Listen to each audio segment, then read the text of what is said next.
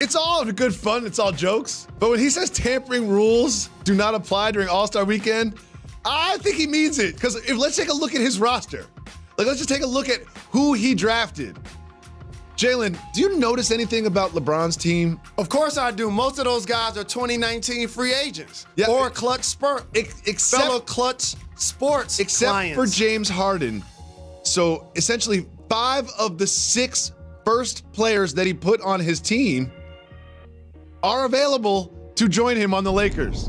So he will be doing some tampering over All-Star Weekend.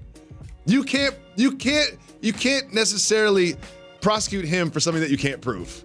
So he's going to be in the locker room. There's not going to be cameras around. He's going to tamper. Am I going too far by saying this? You're not going too far, but also it's a brilliant move within the infrastructure of the rules.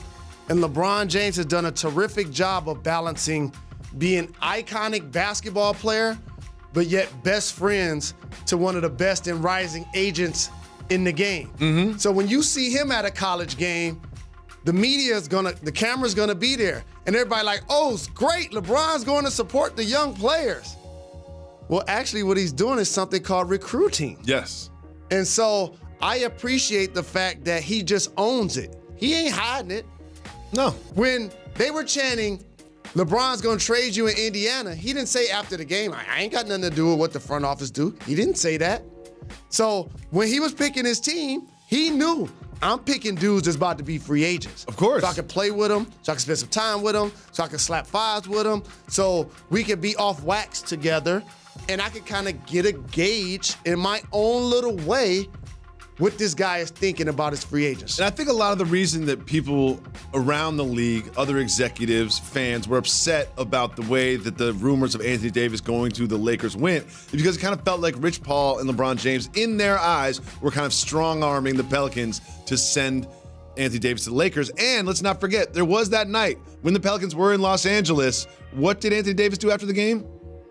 Anthony Davis in Los Angeles had dinner went out with LeBron James at a restaurant in a public place. No doubt. Like, they could have gone to one of their houses. That could have been kept quiet. So here's the thing, and I've said this for years on this show, and I'm talking rotation players, like the first 8 players on the team that have like staying power, that's gonna be in the league 7 to 13 years or so. Those guys, I would say 200 to 250 players, are really only represented by like 4 people. Mm-hmm. So the reason why it's discussed more as it relates to LeBron James is that he has a different relationship with Rich Paul versus how Arn Tellin or David Falk or whoever current agent right now said be might have with said player that's in the league. Of course. Okay, so based on that dynamic, people understand that it can give you a unfair advantage, but let's not act like agents haven't been moving and shaking the chessboard forever, putting teams and players in position. It's just that one of them now is in the other ear of the best player in the game. NBA.